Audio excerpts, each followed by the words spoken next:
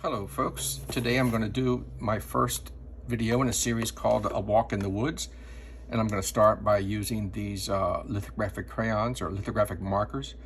I explain what they are and the basic use of them in my video called An Introduction to Drawing Materials. Oops, just lost my point, and I'll just keep working on that while I'm talking.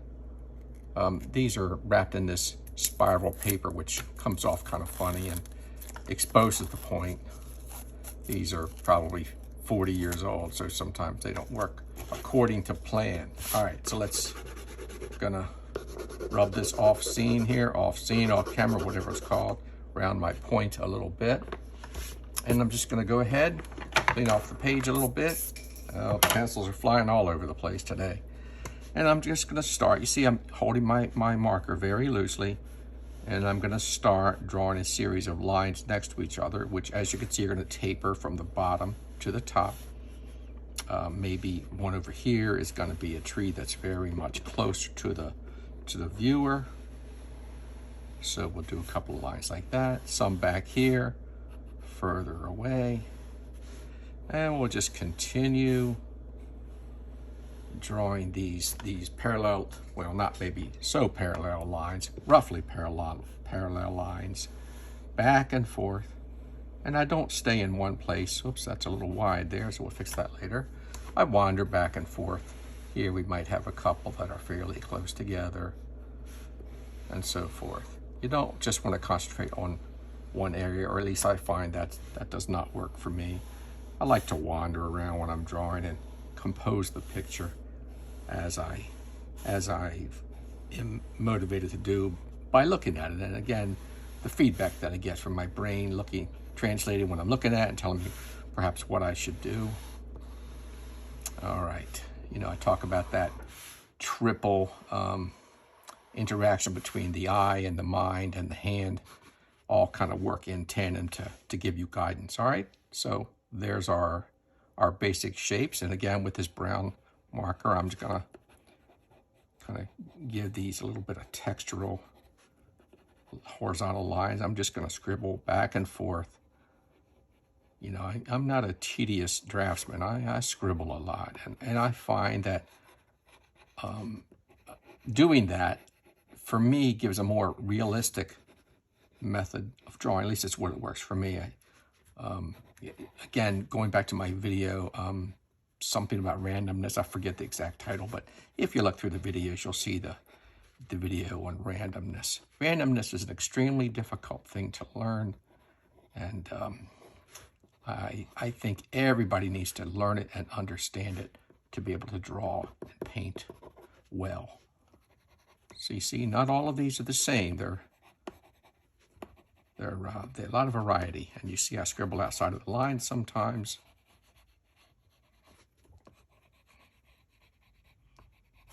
All right, so there we have our basic trees. I'm going to imagine that there's perhaps a bit of brush back here in the distance, and I'm gonna kind of fill in accordingly. Maybe some lighter back here, as if it's even further away, like that. We'll keep all of this light, and then maybe by the time we come over to here, we'll start coming in with some stronger bits of this brush, this low-level brush that you always find in the woods. And you see how we just tuck that in between the trees. Now you don't want to just go uphill here. You want to go up and maybe back down. You don't want to just build an incline there. I know it's hard to resist, but with clouds and brush and other such things, people do seem to have a tendency to build, a triangle there. And you see, what I want is this sort of variety of shape in the background. All right, so I'm gonna strengthen this up a little bit more, again, to make these appear a little closer. And I'm even gonna come in here and once again, imagine there's some brush even a little closer. Some of it might obscure the base of these trees. You've always got these twigs and these bits of saplings growing here and there. All right, so we give it some textural. Today's about a week after the first day of spring, so I'm celebrating by doing a winter scene, of course, because that's how it is. I'm not restricted by the weather. This is just what I felt compelled to do today. So you can see I'm doing all these little sticks or grasses or whatever it is you wanna call them. If you're inclined to, you can go in and do a little bit of leaves, dead leaves, clinging here and there, to add some interest to these. All right, so there we have, kind of a middle part of the drawing. These are going to be birch trees, so I'm going to dirty up the bottoms a little bit. Anybody who lives way up north knows that as these trees lose their white bark, they kind of get dirty and darkened up on the bottom. Oops, I meant to do it in somewhat of a horizontal scribbly, but I'm all over the place today, so there you go. That's just life. Do as I say, not as I do, as the saying goes, eh? All right, so we've dirtied up those trees a little bit. Maybe we'll come in and do a little bit of this horizontal banding that you get when these trees lose their branches, or when they form new branches or lose them as time goes on. They get these little horizontal triangular scars. Leaves these beautiful marks on the trees, which gives the birch trees their character. And you know what? I can't make them all birch trees. I should do a few just plain trees here. And we'll do one here, we'll do one here. Maybe we'll scrape a couple more back here in the distance like that to kind of fill in the distance, because even if these are birch trees in the distance, you're not going to see all that little filigree that you're seeing in these. All right, so I just keep doing those little dark marks.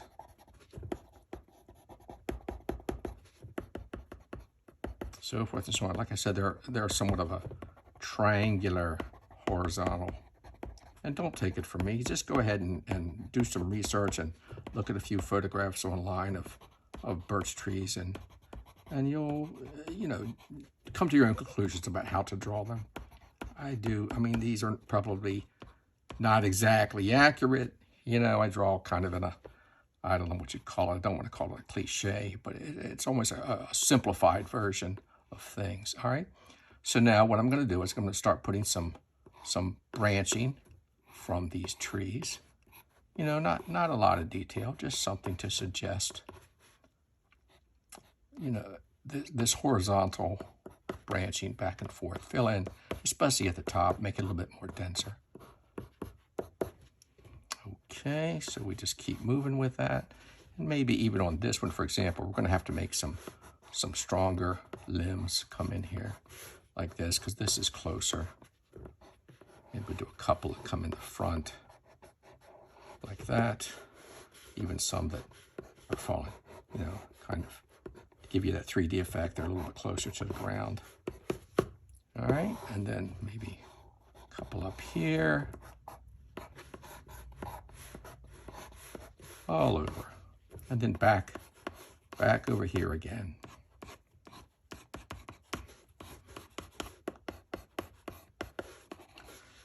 All right, so there you have that aspect of it. Now I'm going to move on to my black marker, and I'm going to make some of these scars, these horizontal triangular scars that I remarked on earlier. I'm going to blacken some of them up to strengthen that value and give ourselves just a little bit more interest like that. Not so much on the trees that are further in the background, but at least these ones that are close, especially this one, especially these ones that are close, because that's where you're going to see that kind of detail. All right. So we just keep doing that. See how you're starting to get this illusion of a birch tree forest. And then as these limbs get further and further out, they don't look as white, and you can even see they begin to start looking black on the tips as the branches are thinner. So I go back with that branch, or with that marker branch, I don't even know what I'm drawing with today. I'm drawing with a branch. Get tongue-tied when you're trying to think of all this stuff and do it at the same time. I imagine it's a little bit like trying to play the drums and sing at the same time. I'm always amazed that somebody can do that. All right, so we're going to continue strengthening up the tips of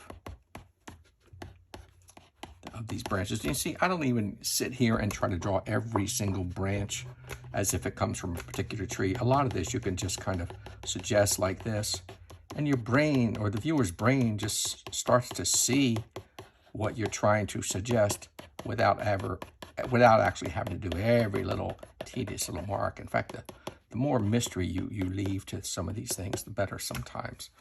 All right, so let's say our light source is a little bit up on the left, and we need to maybe darken some of the right sides of these branches just a tad, just to get them to stand out a little bit more. See how that works? Strengthen it a little bit, a little horizontal. And let's see what else we're going to do. I'm going to come back and I'm going to even take this mark, and I'm really going to work on these trees that are closer. Try to create this illusion of texture, make it a little stronger, make these trees stand out a little more. See, just a wiggly line. You know, these things kind of appear and disappear. They play a little hide and seek with the viewer. Adds interest. All right, so I guess I'm coming to the end. Hope you've learned something, and I would encourage you to try this multiple times. It's really a simple way to create a landscape. You just gotta, as the picture says, as the beginning picture says, you gotta walk in the woods. You got to observe and draw your own conclusions about, you know, how to draw a landscape, a woody landscape, something like that. Now, let's see, if I were so inclined, and apparently I am, I would look for my, oh, I lost my green pencil. Oh, that must be the one that hit the floor. There it is. I want to do just the slightest hint of color in the background here.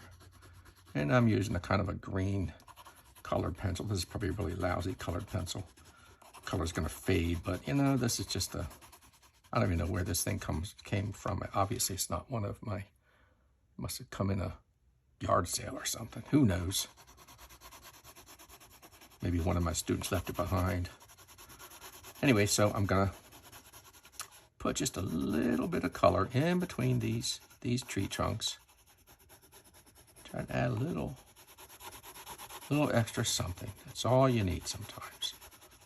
A little bit of a green rather than a strong blue.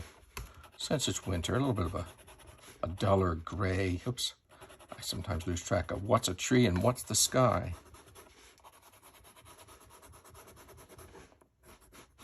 So again, you know, a little hide and seek of sky and tree and so forth. All right, I've got that, and I've also got this little bit stronger blue here. And I'm just gonna go in and strengthen up just sort of the top and come down to nothing here. You see how I'm doing that? A little bit more on the color and then light. Heavier up here than light. And I just repeat as you go across, work your way down.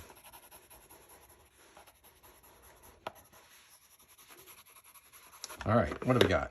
Let's see, we gonna do anything else? Let's see what else we got here. I don't know. Yeah, a little bit of a, I don't know. We got a red brown here. We'll put probably a mistake, but you know, you gotta learn to experiment. Just trying to add a little color to this brush that's closer with that. And then let's see, come on, green. Somebody got green around here? You know, Wiley, if you'd get organized before these lessons, you'd be in better shape. All right, I can't even open the tin. Oh man, what a day. What a day. All right, here we go. Yeah, we got a couple of greens here. And maybe a little purple, just for fun. All right, so put that aside and just tuck in a little bit of green over that red.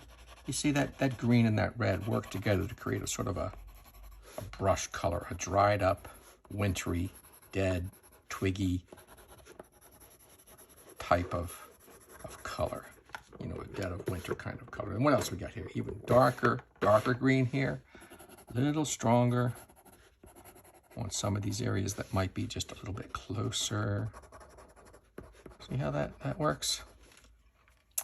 All right, and then let's see, lastly, let's say, I don't know what these colors are supposed to be. What color is a birch leaf anyway? See, I don't even know.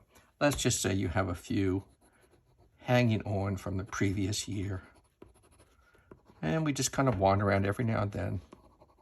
You see, just a little bit, just that little bit of color. See what that does? And I probably should use a little yellow too, here and there, because I think, as I recall, this is something like they look after all the leaves have fallen, but there might be a few clinging. And again, you don't want to overdo this. Make sure you put a few in front of those trunks so it doesn't look like you're just putting polka dots left and right of the tree. And we just keep a little bit here, a little bit there. All right, a little bit more. Maybe a few bits of yellow here and there. Looks like I use a lot of this pencil because it's just about worn down to a nub. And you see, I'm not trying to draw a specific leaf. You know, that would just not work out well. I'm just trying to make you, or show you how to suggest these various things. All right, and here's a reminder, which I have not talked about before, but you should always, always, always sign and date your work.